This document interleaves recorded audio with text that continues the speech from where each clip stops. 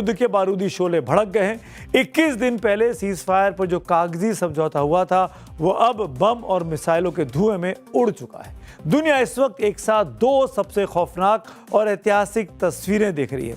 एक तस्वीर ईरान के सुप्रीम लीडर है अयातुल्ला अली खामेनेई के जनाजे की है। लोगों का जन सैलाब उमड़ रहा है और ठीक उसी वक्त दूसरी तस्वीर जो आई है वो ईरान और खाड़ी देशों से आ रही है, जहां अमेरिका और ईरान के बीच डायरेक्ट मिसाइल वॉर शुरू हो चुका है। अमेरिकी राष्ट्रपति डोनाल्ड ट्रंप ने साफ कह दिया है कि ईरान के साथ MOU यानी समझौता अब डस्टबिन में है।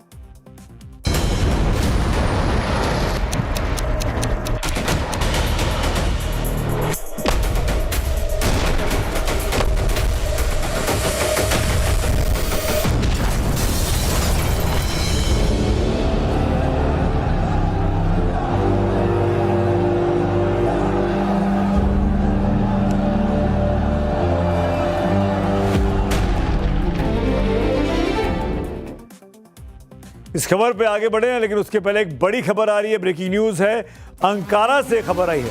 अमेरिकी राष्ट्रपति डोनाल्ड ट्रंप ने नेटो समिट के दौरान कहा कि अमेरिका आज रात ईरान पर फिर से बड़े हमले कर सकता है। इससे पहले ट्रंप ने साफ कर दिया था कि ईरान के साथ हुआ सीज फायर और समझौता अब पूरी तरीके से खत्म हो चुका है। ट्रंप ने दो टूक शब्दों में ऐलान किया, अब ईरान के साथ कोई कूटनीति, कोई बातचीत नहीं की जाएगी। ईरान के साथ बातचीत करना सिर्फ समय की बर्बादी है। सुनिए क्या कहा राष्ट्रपति ट्रंप ने। ट्रंप के बयान से साफ है कि महीनों की माथापच्ची और 14 शर्तों वाला शांति समझौता 28 दिन भी नहीं टिक पाया। सीज फायर की स्याही सूखने के पहले ही अमेरिका ने ईरान को फिर से युद्ध की आंख में झोंक दिया है। अमेरिका ने इसे एक्शन का रिएक्शन करार दिया है। ऐसे में सबसे बड़ा सवाल यह है कि क्या ईरान इस नई चोट के बाद फिर से जान की बाजी लगाएगा।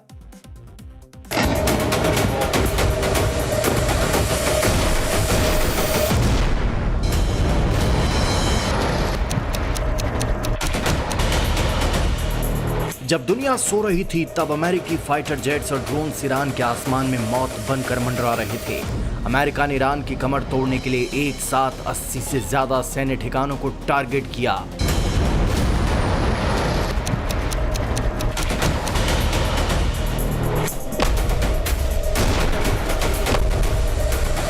अमेरिका का दावा है कि टारगेट पर 80 से ज्यादा ईरानी सैन्य ठिकाने रहे। इनमें ईरान के air defence system, coastal surveillance system को तबाह कर दिया गया। दावा यह भी है कि ईरान के ताज़ा हमलों में जमीन से हवा में मार करने वाली मिसाइलें और एंटी शिप क्रूज मिसाइलों के डिपो भी तबाह हुए हैं। इतना ही नहीं, ड्रोन लॉन्च साइट्स और IRGC की 60 से ज्यादा मिलिट्री बोट्स को भी नुकसान पहुंचा है। अमेरिकी सेंट्रल कमांड यानी सेंटकॉम के मुताबिक ये भीषण एयर स्ट्राइक होर्मुज स्ट्रेट से गुजर रहे 3 मर्चेंट शिप्स पर हुए हमलों का सीधा और सटीक जवाब है। अमेरिका का दावा है कि इन्हीं ईरानी सैन्य ठिकानों का इस्तेमाल मर्चेंट शिप्स पर हमलों के लिए किया जा रहा था और इस हमले का सीधा आदेश आया था अमेरिकी राष्ट्रपति डोनाल्ड ट्रंप की तरफ से। ट्रंप के तेवर बता रहे हैं कि अमेरिका अब रुकने वाला नहीं है, लेकिन ईरान ने भी इस बार झुकने से इनकार कर दिया है। जैसे ही ईरान के रडार और मिसाइल सिस्टम्स पर अमेरिकी बम गिरे, ईरान की इस्लामिक रिवॉल्यूशनरी गार्ड कॉर्प्स यानी IRGC ने अपना बारूदी पिटारा खोल दिया। निशाना ईरान में नहीं बल्कि उन देशों में मौजूद अमेरिकी बेस पर लगाया गया जहां से अमेरिका मिडिल ईस्ट को कंट्रोल करता है, यानी बहरीन और कुवैत। ईरान का दावा है कि बहरीन और कुवैत में 85 से ज्यादा अमेरिकी ठिकानों पर हमले किए गए। बहरीन में अमेरिकी 5th फ्लीट का हेडक्वार्टर और शेख ईसा एयरबेस पर ड्रोन हमला किया गया, जबकि कुवैत के अली अल सलेम एयरबेस पर स्ट्राइक किया गया। वहीं बुशेहर प्रांत के खोरमोज में अमेरिकी MQ-9 ड्रोन मार गिराया गया। कुवैत और बहरीन में लगातार वॉर सायरन बज रहे हैं। बहरीन के गृह मंत्रालय को लोगों से छिपने और सुरक्षित स्थानों पर जाने की अपील करनी पड़ी।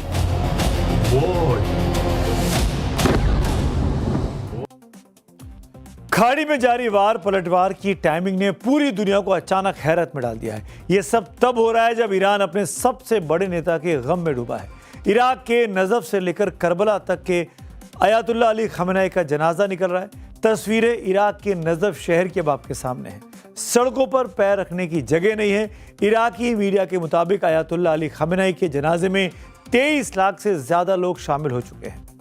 लेकिन इसी भारी जनसैलाब के बीच एक सीक्रेट मूवमेंट हुआ। ईरान के राष्ट्रपति मसूद पेजेश्कियन, जो खामेनेई की अंतिम रस्मों के लिए नजफ पहुंचे थे, उन्होंने अचानक बीच में ही यात्रा रोकनी पड़ी। ईरानी सरकारी टीवी IRIB ने पुष्टि की कि अमेरिका के एयर स्ट्राइक की खबर मिलते ही पेजेश्कियन फौरन विशेष विमान से इराक के नजफ से वापस तेहरान लौट आए ताकि वॉर रूम से वो कमान संभाल सके।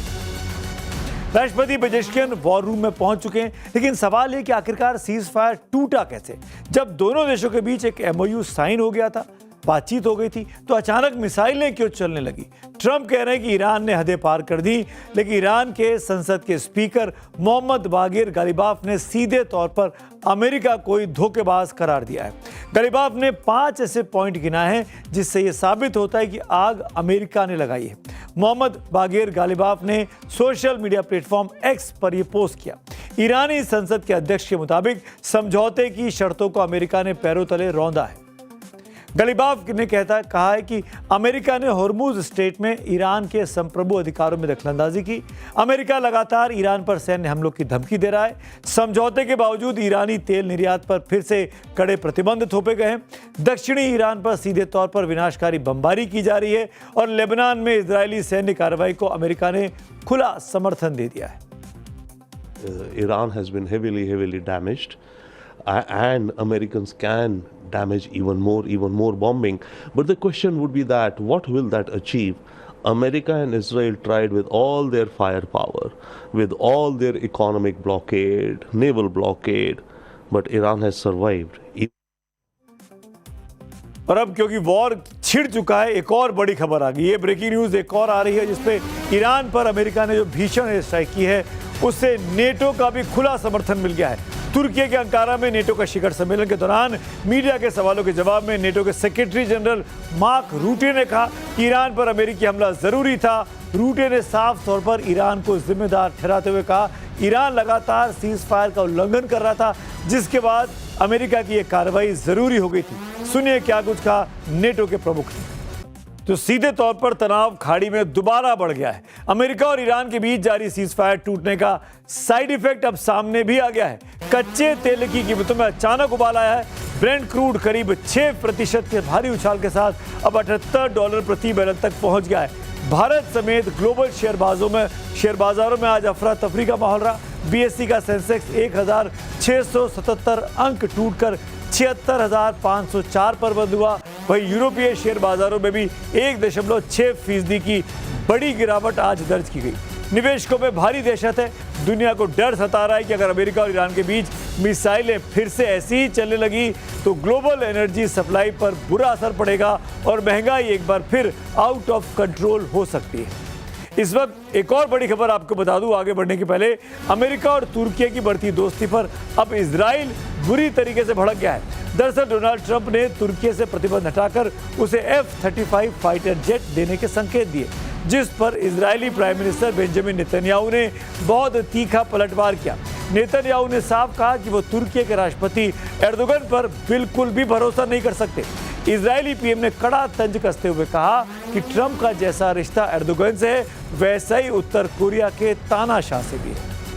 कुल मिलाकर समझ में आ रहा है कि नेतन्याहू अलग थलग पड़ते जा रहे हैं। ट्रंप अब बैलेंस करके चीज़ों को बनाने की कोशिश करेंगे। फिलहाल तो ट्रंप ने ईरान के खिलाफ जंग छेड़ दी है, इस पर लगातार हमारी नजर रहेगी, लेकिन आखिर में पब्लिक व्यू का वक्त है और राम मंदिर की बड़ी स्टोरी पर विशाल कृष्ण पाठक का पोस्ट आया है। मंदिर में भक्तों की गाड़ी कमाई का दान आस्था से जुड़ा है, किसी व्यक्ति विशेष के घर भरने के लिए नहीं है।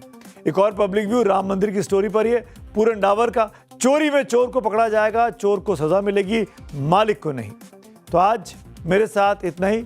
अब आपसे कल मुलाकात होगी, तब तक के लिए शुभ रात्रि।